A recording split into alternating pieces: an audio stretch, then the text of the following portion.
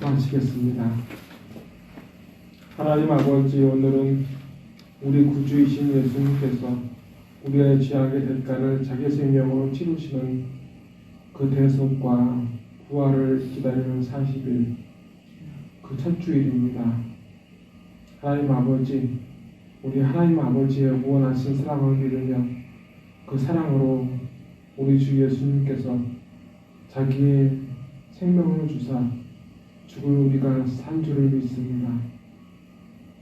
하나님 아버지, 저희 죄악을 사하여 주시고 온전하게 구원의 확신과 소망으로 아버지를 예배하게 하옵시고 저희 어리석음과 악함을 아버지께서 아시오니 저희 의지가 아니라 하나님 아버지의 선하신 강권하심으로 이 마지막 때에 아버지를 영화롭게 하게 하옵소서.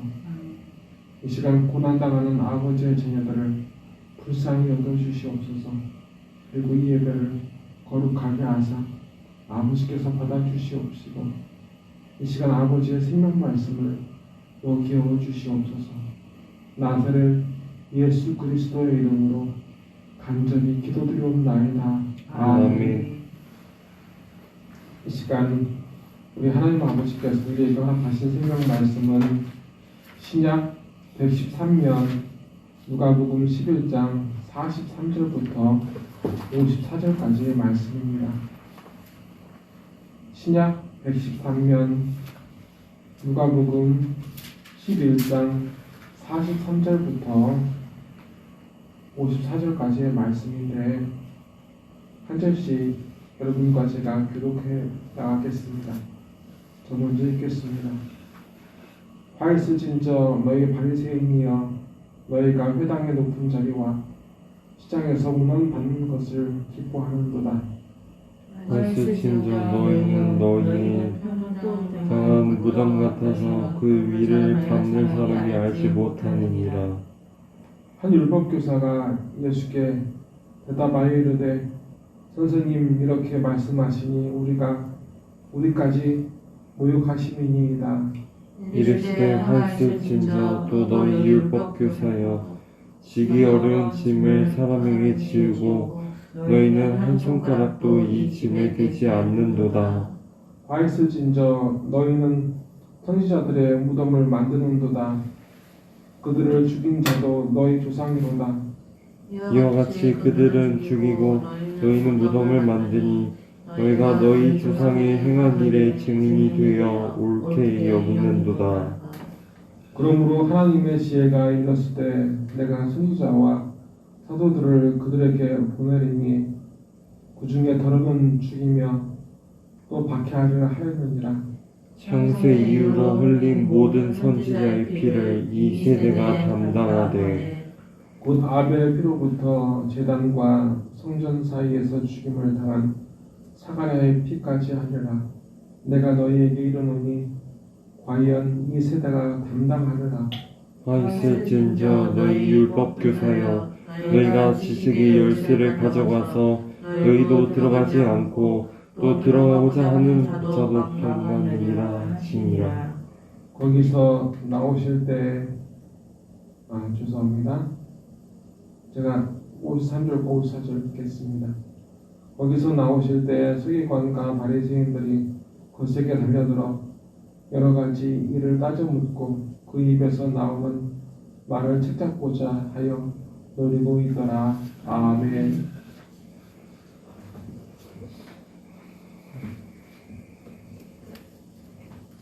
오늘 말씀을 보게 되면 하나님께서 오늘 바리새인들과 불화하게 하십니다. 그런데 이 바리새인들은 그 당시에 엄청난 힘을 가지고 있는 사람들이었습니다. 기득권자들이었습니다. 사회적으로나 정치적으로나 종교적으로나 기득권을 가진 사람들이었습니다. 그리고 그들은 하나님과 천사, 부활과 구원, 그리스도를 믿지 않는 사두개인들과 비교하면 그들은 성실한 신앙인들이었습니다.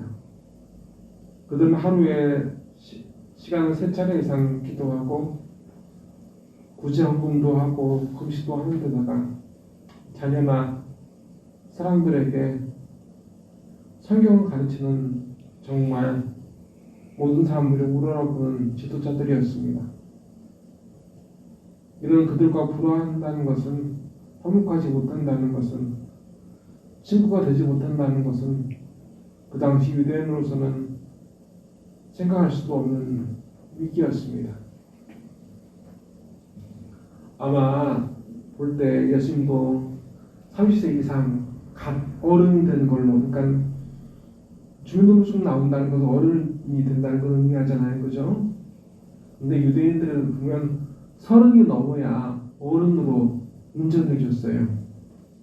그래서 성경에서 말하는 그 오병이어나 칠병이어, 그러니까 5,000명이나 4,000명을 먹였을 때 남자만 4,000명이었다, 5,000명이었다 얘기를 할 때는 뭘 얘기를 하는 거냐면 뭐 1세부터 무슨 아주 노년까지 남자를 얘기하는 것이 아니라 30세 이상 남자로 사람을 썼기 때문에, 그러니까 예수님은 지금 30세가 갓 넘었어요. 30세 이전까지는 사람이 아니었어요. 유대인 사회에서. 그러면 그러니까 생각해 볼 때 누군가 나를 부축해주고 이끌어줄 수 있으면 큰 힘이 되겠죠, 그죠? 삶을 살아갈 때 만약에 생각해 보면 이제 학생으로 내가 입학을 했는데 교수님과 선생님이 나하고 친인척 관계이다. 그럼 나를 생각해 줄 수 있고 도와줄 수 있겠죠, 그죠?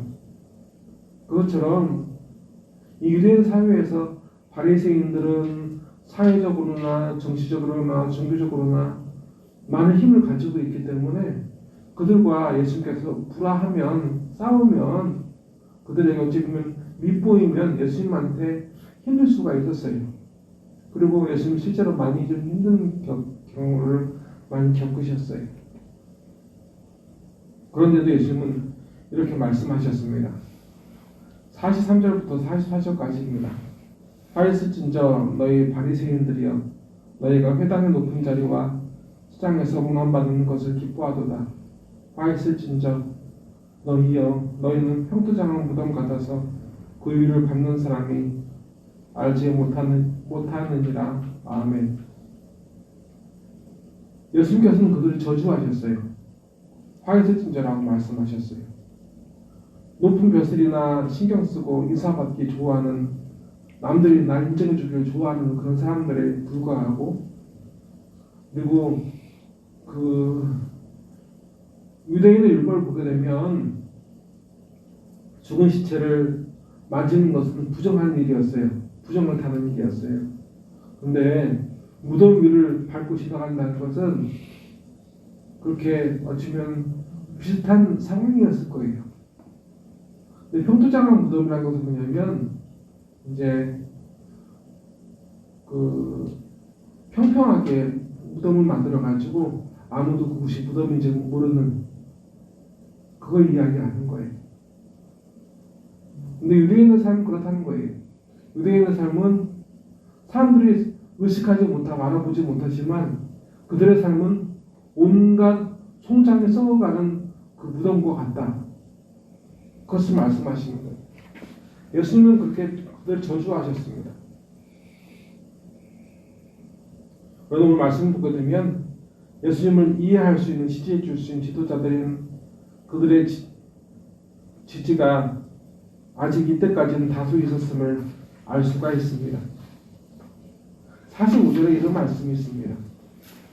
한 율법교사가 예수께 대답하여 이르되 선생님 이렇게 말씀하시니 우리까지 모욕하심이니이다 라고 율법교사가 이렇게 얘기했어요. 바리새인들 중에서도 율법교사들을 그들은 예수님 그래서 마음속으로 지지하고 있었어요.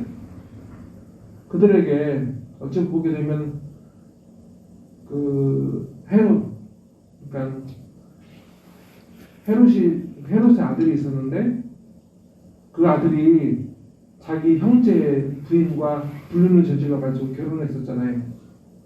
그것에 대해서 세례 요한이 그 잘못된 것이다 이야기했을 때 그때 그 헤롯이 보기에는 마음에 그것 때문에 고통스럽지만 그래도 그 말을 달게 들었다고 했잖아요.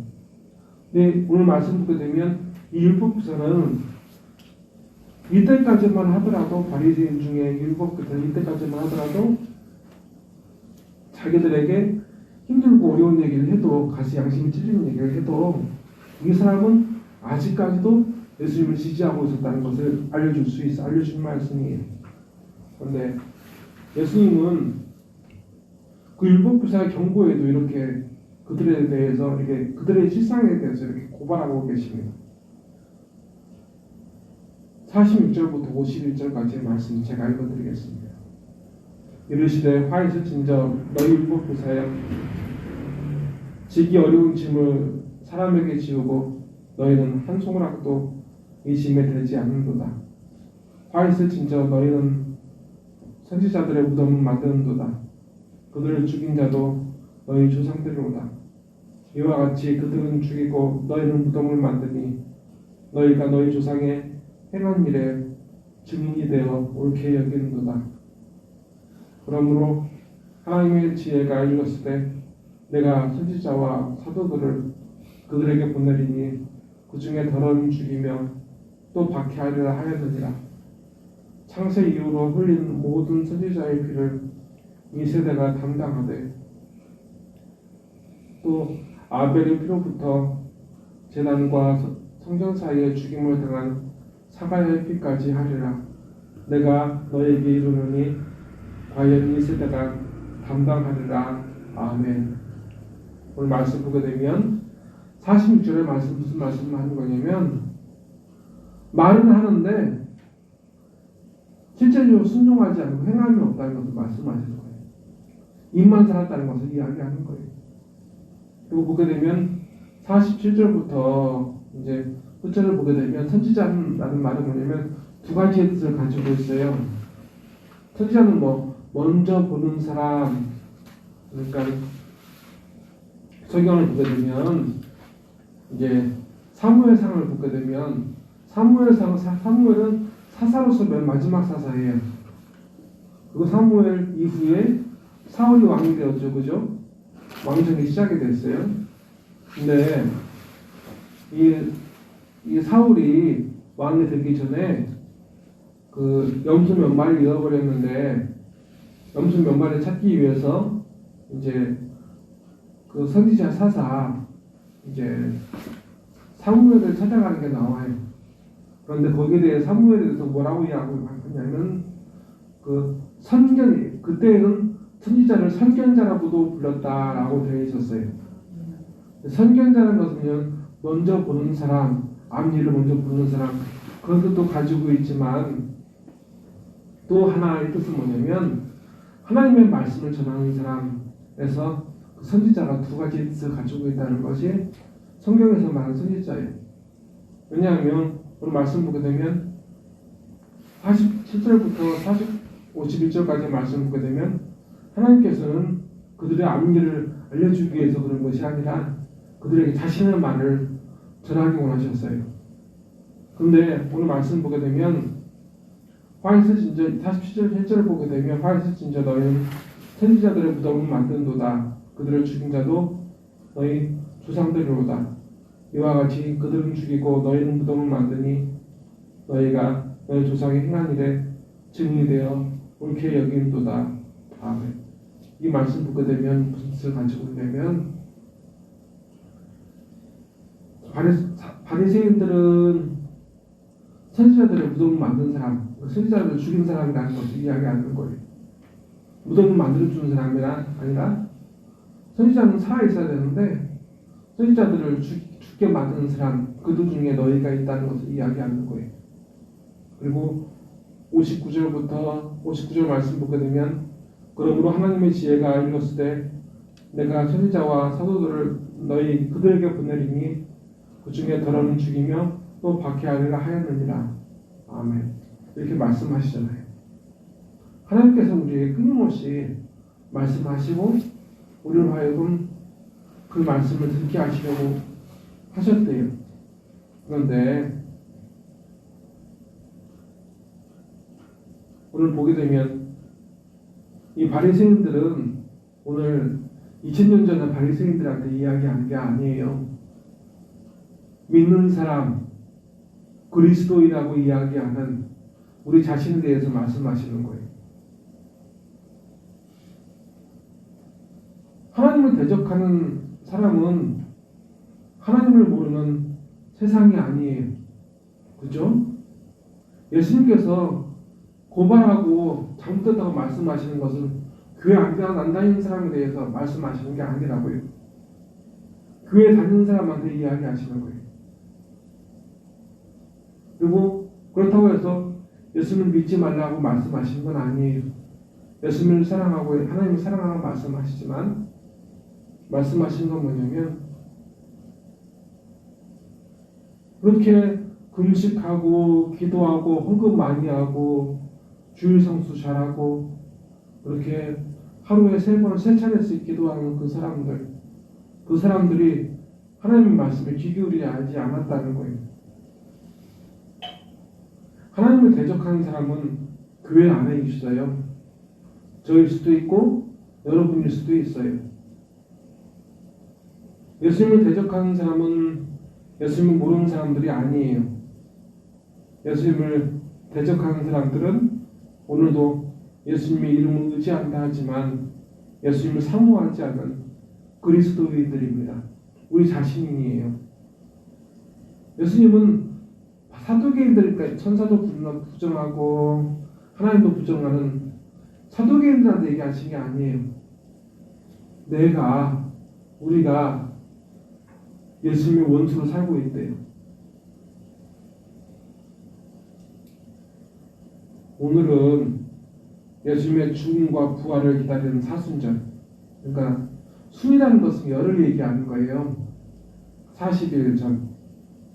근데 오늘 성령께서는 이 경고를 하고 계세요. 예수님을 대적하는 것이 세상이 아니라 우리 자신임을 깨닫는다면 이제 이 삶에서 돌이켜서 예수님과 화목하게 원하신대요.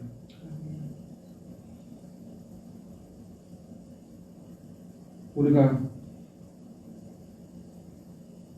이런 상태로 바리새인들과 같은 상태로 살아가는 것을 그 삶을 포기하지 않는다면 버리지 않는다면 우리는 예수님과 화목할 수가 없대요.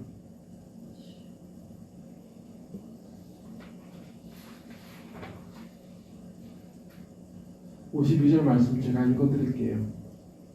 화에서 진저 너희 율법 교사여 너희가 지식의 열쇠를 가져가서 너희도 들어가지 않고 또 들어가고자 하는 자도 망하느니라 하시니라. 아멘. 우리가 예수님과 화목하지 않으면 예수님을 살아가지 않으면 천국에도 우리가 들어가지도 못하고 천국에 들어오려는 사람들도 그 앞길도 막는데 회개하라고 우리에게 말씀하시는 거예요. 근데 이런 착각 속에 사람들이 살다가 죽어요. 나는 이 바리새인들 보게 되면 얼마나 스스로 생각할 때 나는 잘 믿고 있다 생각하겠어요. 그죠? 하나님도 믿고 천사도 믿고 부활도 믿고 천국을 믿고 그리스도께서 오실 것도 믿고 그리고 하루에 3차례 기도도 하고 그 다음에 자원봉사도 많이 하고 봉사금도 많이 내고 11조도 헌금도 많이 내고 금식도 하는데 그리고 성경을 가르치잖아요. 자기 자식에게 뿐만 아니라 다른 사람들에게 가르쳐요. 그러면 우리가 볼 때 이 사람들은 다 대단한 사람이 우리들보다 더 대단한 사람인데 예수님께서 보시기에는 아니래요. 중요한 것은 지금 내가 예수님과 친밀한가 화목한가 그게 중요한 거예요. 그게 되지 않으면 우리도 천국에 가지 못하고 우리를 부르는 많은 사람들도 천국에 갈 수 없게 만드는 그렇게 그들의 장애물로 살아갈 수밖에 없대요. 기도하시겠습니다. 하나님 아버지 감사합니다. 그리고 오늘 성령님께서 인도하신 이 말씀처럼 우리가 이 악을 행하였음을 믿습니다. 저희 죄악을 사하여 주시옵소서. 이제 저희가 주님을 사모하게 하시고 주님의 말씀에 귀 기울이게 하소서. 교회에 왔어도 예배 자리에 있어도 마음의 주님은 없고 사람들의 존경과 세상에서의 삶에만 관심을 좀 쏟는 것이 2000년 전 바리새인뿐만 아니라 오늘 저희의 삶임을 저희는 부인할 수 없습니다. 저희 죄악을 사하여 주시옵소서. 이제 주님을 대적하는 삶을 포기하게 하시고 주님을 믿고 사모하게 하소서. 주님의 말씀에 귀 기울이게 하여 주시옵시고 주님께서 기뻐하시는 삶으로 열매로 주님 앞에 서게 하시고 우리가 많은 사람들로 하여금 주님을 사모하고 주님께 나아가는 통로가 되게 하여 주시옵소서. 기아와 난민, 전쟁과 질병, 여러 가지 고통에 몸부림치는 저희 형제와 자매들을 위로하여 주시고 기쁨을 주시옵소서. 이 시간 힘든 상황 가운데서도 아버지의 자녀들이 드리는 예배와 예물을 받아주시옵소서. 멀리 또 가까이 따로 또 함께 예배하며 예물을 드립니다. 이 예배와 예물이 사람 앞에 보이는 것이 아니라 하나님께 드리는 것 되게 하옵소서. 하나님 아버지, 암으로 투병 중인 형제가 있고 기도가 되지 않아 낙심하고 혹은 물질 때문에 혹은 기타 염려 때문에 예수 믿기를 주저하는 심령도 있습니다. 하나님 아버지, 불쌍히 여겨주시옵소서. 이 시간 아버지의 생명 말씀을 주셔서 감사합니다. 이 시간 아버지의 자녀들을 불쌍히 여겨주시옵소서. 나사렛 예수 그리스도의 이름으로 간절히 기도드리옵나이다. 아멘. 예수 우리 왕이여 이곳에 오셔서 우리가 함께 드리는 영광을 받아 주소서. 우리는 주님의 백성, 주님은 우리 왕이야. 왕이신 예수를 오셔서 좌정하사 다스리소서. 예수 우리 주시여 이곳에 오셔서 우리가 주께 드리는 찬양을 받아 주소서. 우리는 주님의 종들 주님으로 주시라. 주 대신 예수님 오셔서 이 찬양을 받아 주소서.